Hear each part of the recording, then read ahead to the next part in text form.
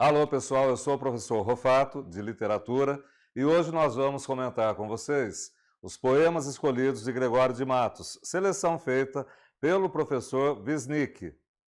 Nós temos Gregório de Matos como o grande iniciador da nossa literatura efetivamente brasileira, visto que esse autor nasceu no Brasil, vai para Portugal estudar direito, como todos os jovens endinheirados do século XVII, faz o curso de Direito, ganha altos cargos, né? Ele se torna magistrado, se torna procurador da Bahia, dos negócios da Bahia em Lisboa, casa-se, fica viúvo, torna-se padre, veste a batina, mas volta para o Brasil, começa a ter uma vida devassa, abandona a batina, abandona a vida clerical e, na verdade, vai ter uma vida muito folgada. Violão, cantorias, noitadas, vai viver muito folgadamente. Casa-se uma segunda vez, vai incomodar todas as elites administrativas, judiciais, as elites clericais do país, vai ganhar o apelido de Boca do Inferno, a boca maldita, aquela que incomoda todos os poderosos do Brasil do século XVII, em especial na Bahia. E por causa disso ele será degradado, tendo possibilidade de voltar ao Brasil sem jamais pôr os pés na Bahia. Ele volta e fica em Pernambuco, em Recife especificamente, onde ele veio a falecer. É esse poeta que viveu uma vida tão multifacetada, com tantos ângulos a serem investigados, que vai produzir uma obra especialmente barroca, uma obra, conforme nós vamos ver agora, cheia também de muitas facetas, de muitos ângulos que vão enriquecer a temática dessa literatura seiscentista, o século XVII, o século contra-reformista. Vamos voltar ao barroco para sabermos quais são as linhas que orientarão a produção do nosso Gregório de Matos. A linha temática, a linha estilística do Gregório de Matos. O barroco acontece no século XVII, final das grandes navegações. Portugal sob domínio espanhol, é o período filipino, que vai de 1580 até 1640. É também o tempo do sebastianismo, justamente pela falência portuguesa, justamente pela soberania espanhola sobre Portugal. Temos ainda a Contra-Reforma, os movimentos da Igreja Católica para impedir o avanço do protestantismo, do luteranismo. E aí se estabelecem a Santa Inquisição, aquele período extremamente rígido da Igreja quanto aos seus dogmas. A Companhia de Jesus, educação vinculada à religião católica, e o Concílio de Trento, que foi onde se decidiu pelas medidas contra-reformistas. Que literatura será feita tendo esse pano de fundo? Será uma literatura bastante complexa, será uma literatura que apresenta duas forças opositoras que estão se medindo nesse período. O antropocentrismo clássico, herança do século XVI, das grandes navegações, das grandes realizações humanas, e o teocentrismo medieval, que a Igreja tenta reativar no século XVII para reconquistar o poder perdido. Então, essas forças opositoras vão criar um universo complexo, um universo de paradoxos, de oposições. E o homem seiscentista é exatamente essa pessoa dominada por conflitos insolúveis. Como nós vamos expressar esse conflito na literatura? Antíteses, paradoxos e oxímoros. São as figuras de linguagem que apresentam as antinomias, as normas opostas, os conflitos. Temos ainda a gradação, a sequência das ideias em ordem crescente ou decrescente. Hipérboles, que são figuras de exagero intencional, os hipérbatos, que trocam as ordens, A ordem gramatical, melhor dizendo, trocam a ordem gramatical. De você gosto muito eu. E isso é muito representativo desse momento em que o homem não sabe se vive para os apelos do corpo ou para a sublimidade do espírito. Literatura de complexidades, literatura de muitos conflitos, literatura que ainda hoje tem muito a nos dizer e a nos revelar sobre a nossa própria natureza, a nossa própria condição, visto que atender aos apelos carnais ou submeter-se a apelos espirituais são dilemas que nós enfrentaremos qualquer que seja o nosso tempo. Gregório de Matos, então, vai produzir uma poesia que, segundo Wisnik, vai ser enfeixada nesse livro, Poemas Escolhidos, com a seleção do Wisnik, poemas que serão enfeixados em determinados gêneros, que são, conforme você está vendo nesse slide, a poesia satírica. E você se lembra que o gênero satírico é aquele totalmente irreverente, totalmente esculhambativo. A poesia que se faz para depreciar, para ridicularizar personalidades e situações observadas pelo eu lírico. É uma poesia que aparece um vocabulário bastante sugestivo, de ofensas, inclusive. É uma poesia que vai dilapidar estruturas sociais, personalidades famosas e situações vividas naquela época. Um outro gênero que nós encontramos, a poesia encomiástica, poesia elogiosa, poesia de bajulação. Uma poesia que o Gregório de Matos faz para colocar em pedestais outras personalidades que não foram objeto da sua crítica, mas sim do seu aplauso. A poesia de encômios, a poesia de elogios, a poesia de enaltecimento. No gênero poesia amorosa, nós vamos ter o lirismo, aquele lirismo que você já conhece, de exaltação dos sentimentos, de valorização do amor, de endeusamento da mulher, cujo principal atributo é a beleza que acaba por encantar o homem.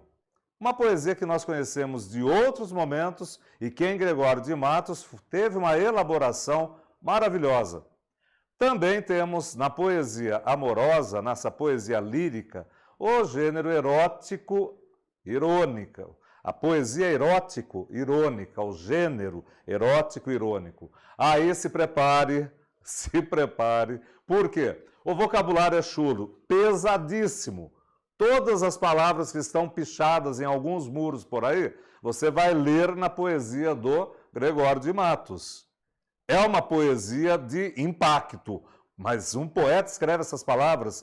Gregório escreveu exatamente essas palavras, todas elas proibidas pela boa educação, todas elas proibidas pela moral, todas elas reprovadas em qualquer texto que se quer elegante. Mas nós estamos falando de um poeta barroco, e para completar esse estilo, nós temos a poesia religiosa, a poesia sacra, a poesia que vai se sintonizar com o texto bíblico, com a religião católica, que é a grande orientação religiosa que nós temos no Brasil colonial. Uma poesia que retoma episódios bíblicos, valores bíblicos e, em especial, católicos. Vamos então conhecer esse poeta na sua produção, que refletiu perfeitamente o espírito de toda uma época, o século contra-reformista, antropocêntrico e, ao mesmo tempo, teocêntrico, um século multifacetado, uma poesia de muitos ângulos, uma poesia tipicamente barroca.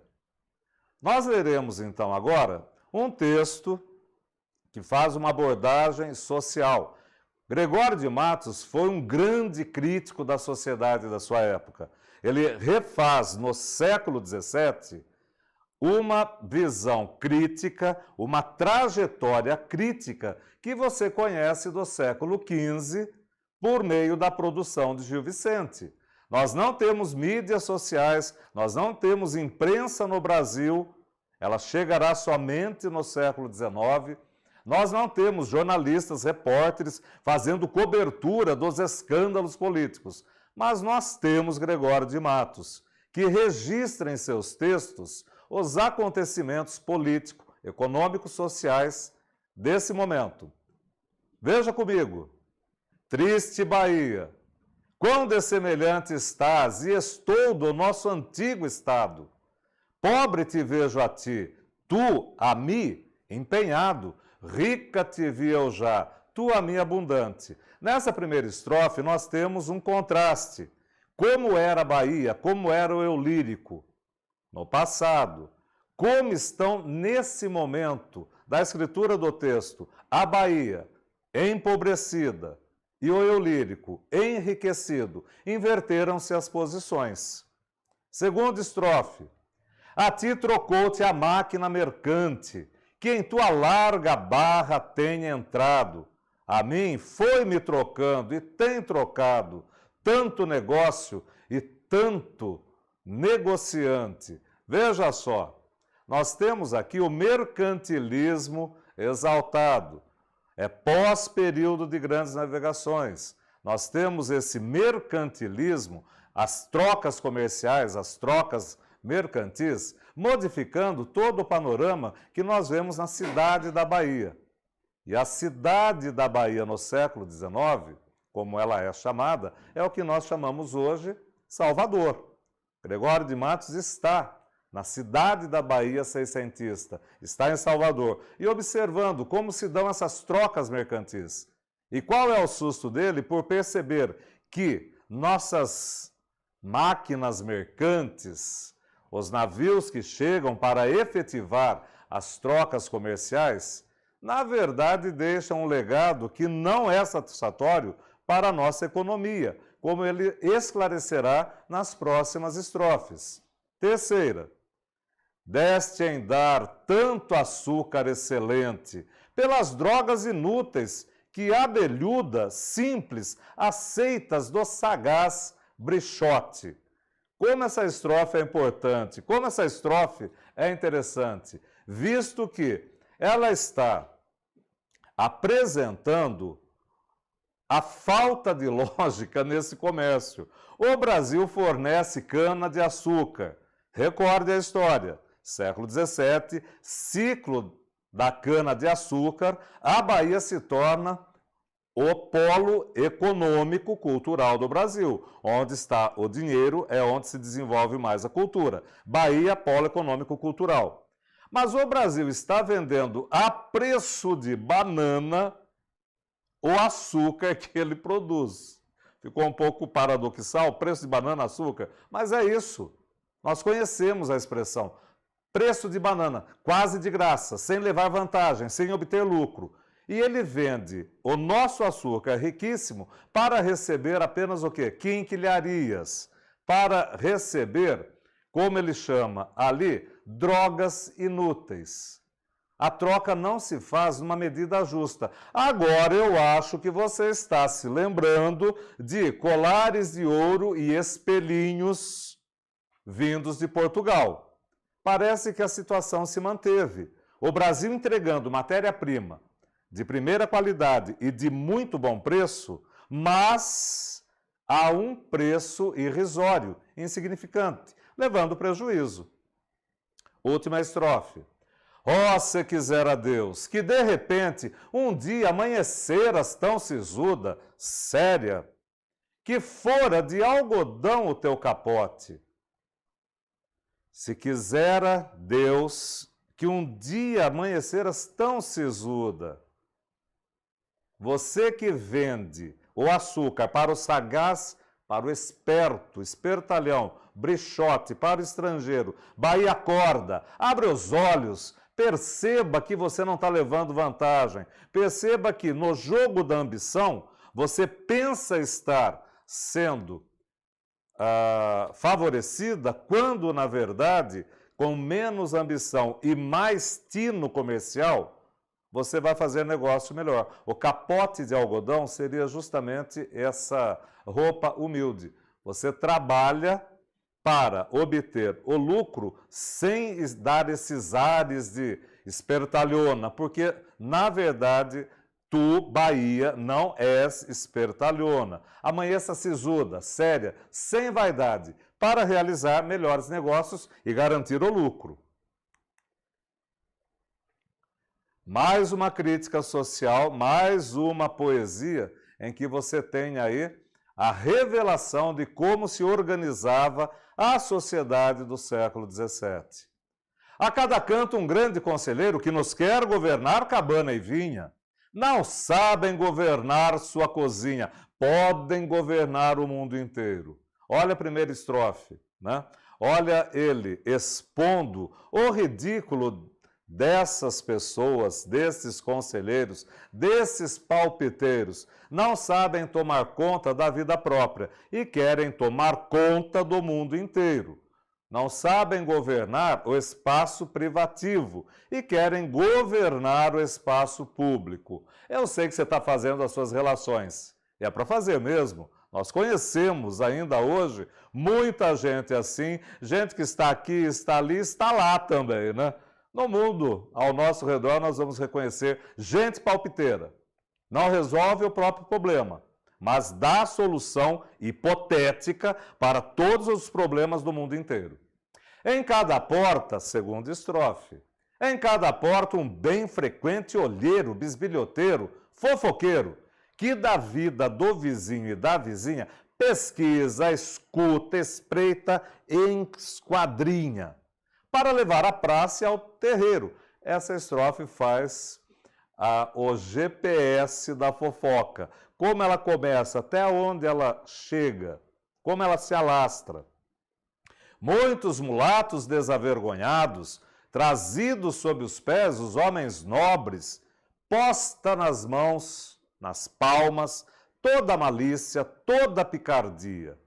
Atenção a essa estrofe, ela traz um dado interessantíssimo de Gregório de Matos, um homem do seu tempo, um homem do século XVII, com outros valores, com uma outra ética, orientando a convivência social.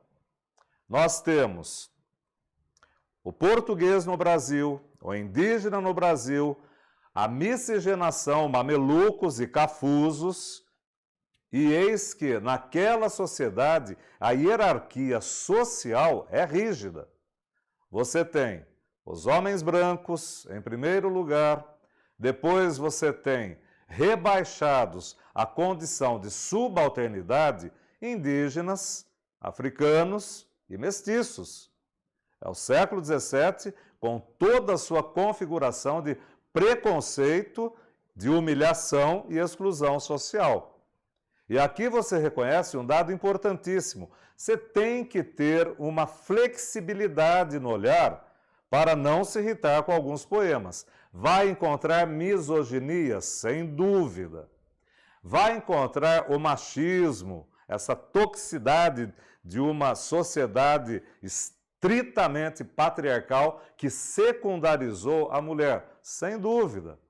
A mulher vai ser tratada como mero objeto sexual, em especial se ela for mestiça, se ela for descendente de africanos. Então perceba que nessa poesia nós temos um documento de como se organizou a sociedade naquele período. E a sociedade brasileira daquele período, nós vamos ver em alguma medida representada até hoje. Então vale como um documento histórico. Muitos mulatos desavergonhados. Como nós vamos entender esse verso? Você tem um lugar social que não pode ser extrapolado. Você vem abaixo da etnia branca. Por quê? Porque você é mestiço. Porque você é desvalorizado na sociedade do século XVII. Você é chamado de mulato, um termo que hoje nós não usamos mais.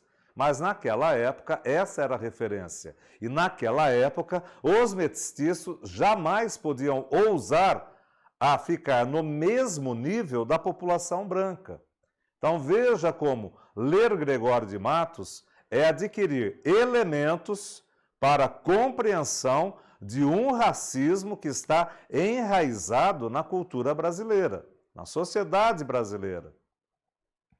Trazidos debaixo dos pés os homens nobres. E a picardia, a sexualidade, a malícia, a sensualidade dessa gente.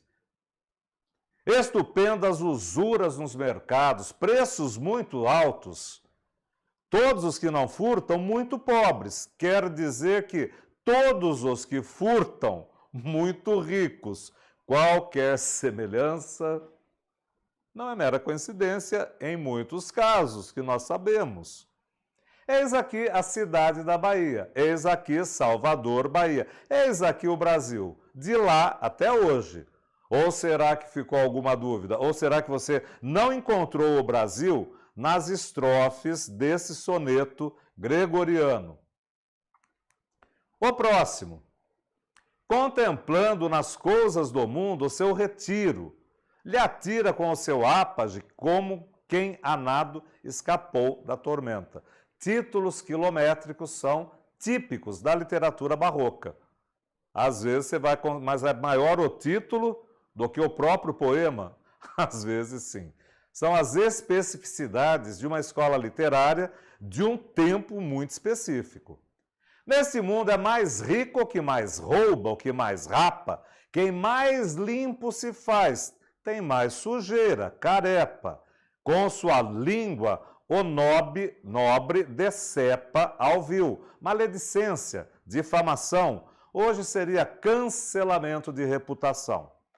O velhaco espertalhão maior sempre tem capa. Quer dizer que o velhaco maior é juiz, sim. É togado, sim. Ocupa altos cargos públicos, com certeza.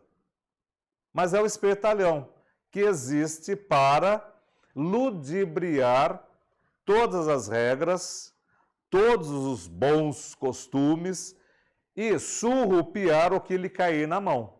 O velhaco maior tem capa, tem posição social muito alta, muito elevada. O patife mostra o mapa da nobreza. Perceba a inversão sintática. Isso é muito típico do barroco. E quando você desfaz a inversão, o entendimento fica mais simples. O patife mostra o mapa da nobreza. Ele está dizendo como o sobrenome dele é importante. Olha a linhagem da qual ele é descendente. Olha o poder do sobrenome. Quem tem mão de agarrar, ligeiro trepa. Quem tem mão de agarrar, alpinismo social, sobe nas hierarquias. Você está percebendo um olhar preconceituoso? O nosso Gregório de Matos pertence à elite, pertence à aristocracia, às camadas altas da sociedade. A família mandou o jovenzinho estudar em Coimbra. A família ganha muito dinheiro com as suas fazendas de açúcar. E olha o olhar bem verticalizado, né? O olhar de cima para baixo. Quem tem mão de agarrar, ligeiro trepa. Chega onde não devia. Por quê? Porque não deve haver tanta mobilidade social na visão do nosso Gregório. Quem menos falar pode, mais increpa, mais provoca. Quem dinheiro tiver pode ser papa. É questão de pagar pelo título. É questão de apadrinhamentos, mas parece tão atual, Traga essas ideias do soneto para o contexto de hoje e você vai perceber muitas coincidências, muitos pontos de contato. A flor baixa pensa que é tulipa, uma flor rara. Bengala hoje na mão, ontem garlopa, ferramenta de marceneiro. Hoje faz pose de lorde brichote, lorde estrangeiro, lorde inglês. Mas ontem era marceneiro, peão, trabalhador braçal. Olha como ele vê com maus olhos a mudança da classe social. Preconceito de classe. Você vai encontrar nessa poesia.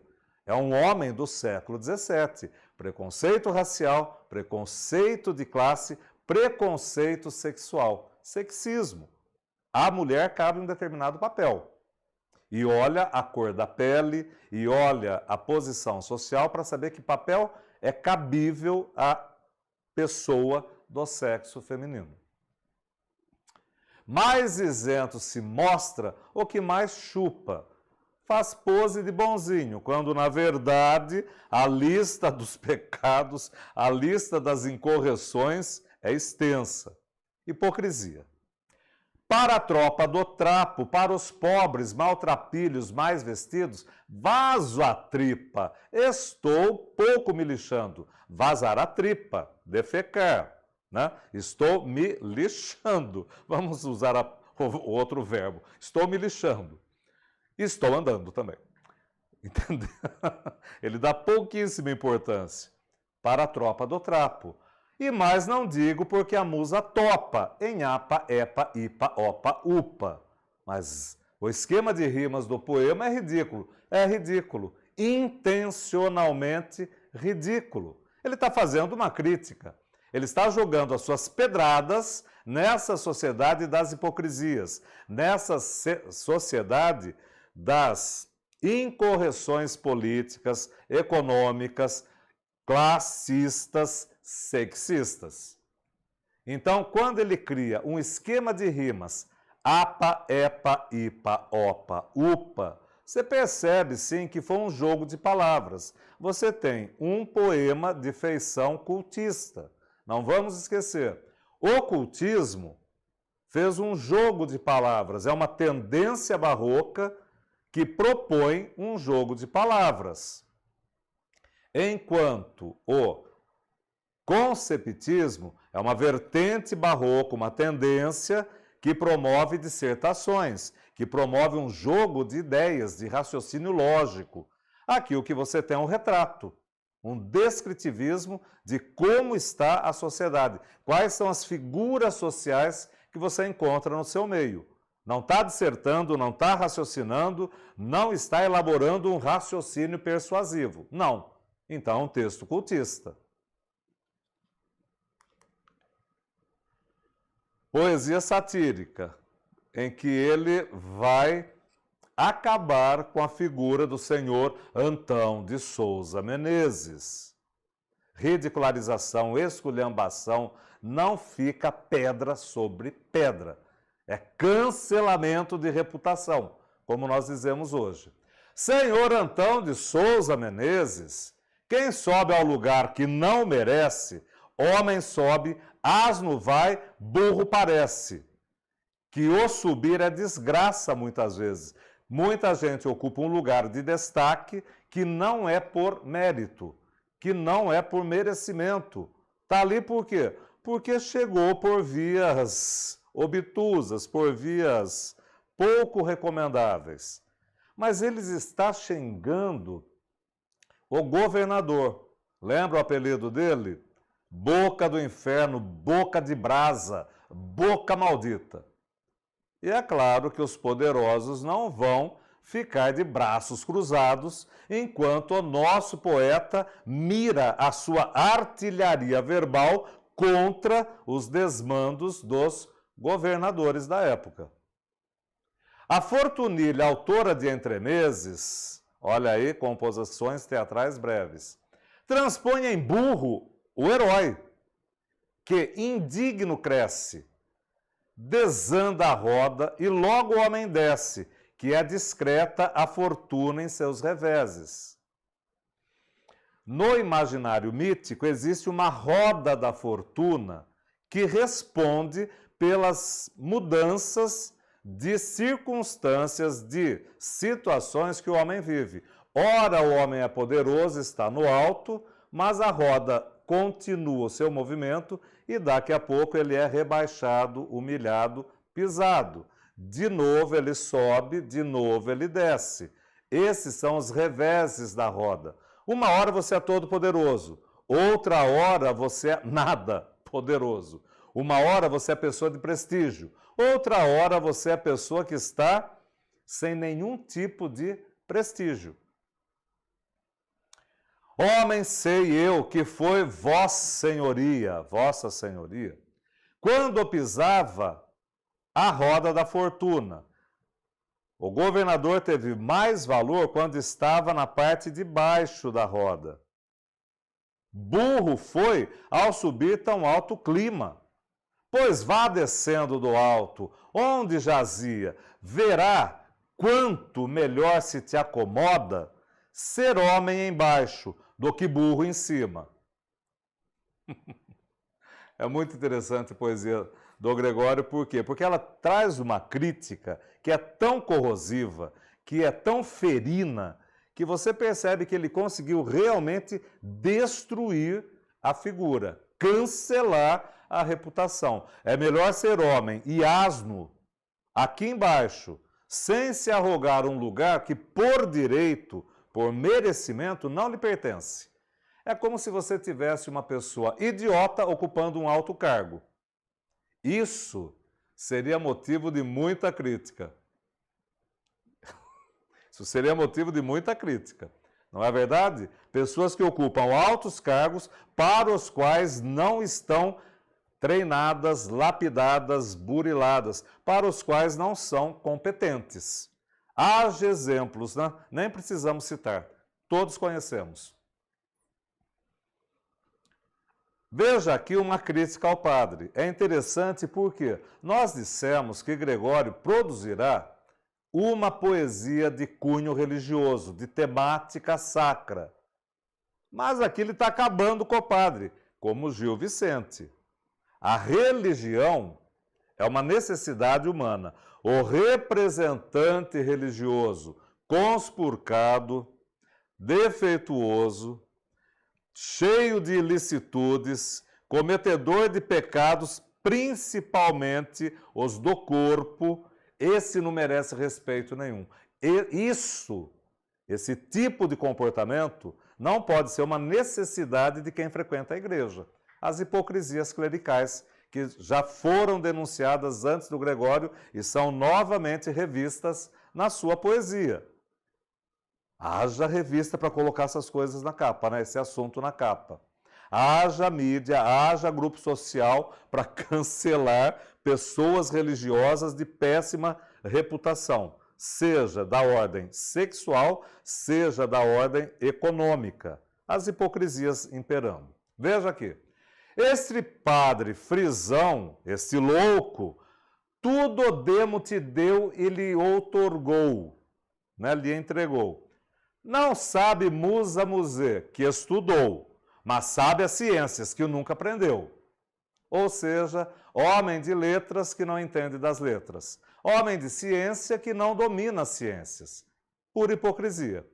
Está lá para tirar vantagem, só isso. Entre catervas de asnos se meteu, e entre corjas de bestas se aclamou. Naquela salamanca doutorou, e nesta salacega floresceu. Quer dizer, qualquer que seja o espaço que esse padre está ocupando, ou da intelectualidade, ou da ignorância, ou de maior prestígio, ou de aspecto duvidoso, ele sempre se mostra como pessoa de hipocrisia. Que é um grande alquimista, isso não nego. Que alquimistas do esterco tiram ouro. Se cremos seus apógrafos, conselhos. E o frisão, as irmãs pondo ao pespego, era força tirar grande tesouro, pois soube em ouro converter pentelhos. Transformar pelo pubiano em filigranas, em correntes de ouro. Essa é a grande alquimia que esse padre conseguiu realizar, por meio das suas hipocrisias, por meio da ocupação de espaços que por direito ele não poderia ocupar, que por conhecimento, por sabedoria e ciência ele não poderia ocupar. Olha aí. Nós vamos agora para uma crítica ao sebastianismo. Estamos em 90. Era esperada de todo Portugal e mais conquistas, bom ano para tantos bestianistas. Melhor para iludir tanta burrada. Crítica ao sebastianismo, né? 1580, Portugal é dominado pela Espanha, começa o mito do sebastianismo para dar ânimo ao povo. Hoje o nosso rei é espanhol. Chegará o dia em que o nosso Dom Sebastião retornará e nós teremos de novo um rei português poderoso, que dominará, que expulsará os espanhóis. Vê-se uma estrela pálida e barbada, e deduzem agora astrologistas a vinda de um rei morto pelas listas, que não sendo dos magos e estreladas. Ridicularização do mito do sebastianismo. Quem a um bestianista perguntara com que razão ou fundamento espera um rei que em guerra da África acabara? Cadê a lógica? O homem for morto, você está esperando a volta de quem? Do zumbi? O Walking Dead? Do espírito? Mas que reza você faz para que o espírito retorne e assuma o trono de Portugal? Cadê o realismo dessa crença? E se com Deus me dá, eu te dissera, se o quis restituir, não o matara. E se não o quis matar, não o escondera. A lógica é essa. Se está morto, nunca mais volta. Se não morreu, estaria aparecendo, estaria retornando para glorificar Portugal como queria o mito. Uma visão muito lógica, muito aguda do que foi o período filipino, do que foi o sebastianismo português. Terminamos aqui com um poema lírico, o poema de exaltação à beleza da mulher. Uma leitura mais simples, com certeza, né? Não vira em minha vida formosura, ouvi falar nela cada dia, e ouvida me incitava, estimulava e me movia a querer ver tão bela arquitetura. Ontem a vi, por minha desventura, minha desgraça, na cara, no bom ar, na elegância, na galhardia de uma mulher que em anjo se mentia, de um sol que se trajava em criatura. A mulher é um anjo, a mulher é um sol, a mulher é de uma beleza imensurável, inexplicável. Matem-me, disse eu vendo abrasar-me, se esta coisa não é, que encarecer-me sabia o mundo, e tanto exagerar-me. Veja como ele se deixa dominar pela beleza, veja como ele se deixa encantar pela beleza feminina, a ponto de pedir, matem-me. Por quê? Olha a conclusão que nós temos na última estrofe. Olhos meus, disse então por defender-me, se a beleza eis de ver para matar-me, antes olhos cegueis do que eu perder-me. Quando Gregório elogia a beleza feminina nos seus sonetos lírico, amorosos, essa beleza traz a dualidade, é o desejo carnal e o apelo espiritual. E a postura do eu lírico é valorizar o apelo espiritual em detrimento, em prejuízo do apelo carnal. Ele está sendo mais filosófico, ele está sendo mais sublime, elevado, o que não acontece na poesia satírica. Na poesia satírica não existe apelo espiritual, não existe um sentimento platônico. Existe desejo do corpo regido pelos hormônios que precisa ser satisfeito. E ele satisfaz. E conta os detalhes dessa satisfação para todos os leitores. E ficam vermelhinhos ao ler aquelas coisas. Não é esse poema que possivelmente, provavelmente, melhor dizendo, cairá no vestibular, né, pessoal? Embora a USP adore poemas satíricos, a gente vai se prender mais àquele de conteúdo político e não erótico. Pessoal, nós finalizamos aqui. Até a próxima!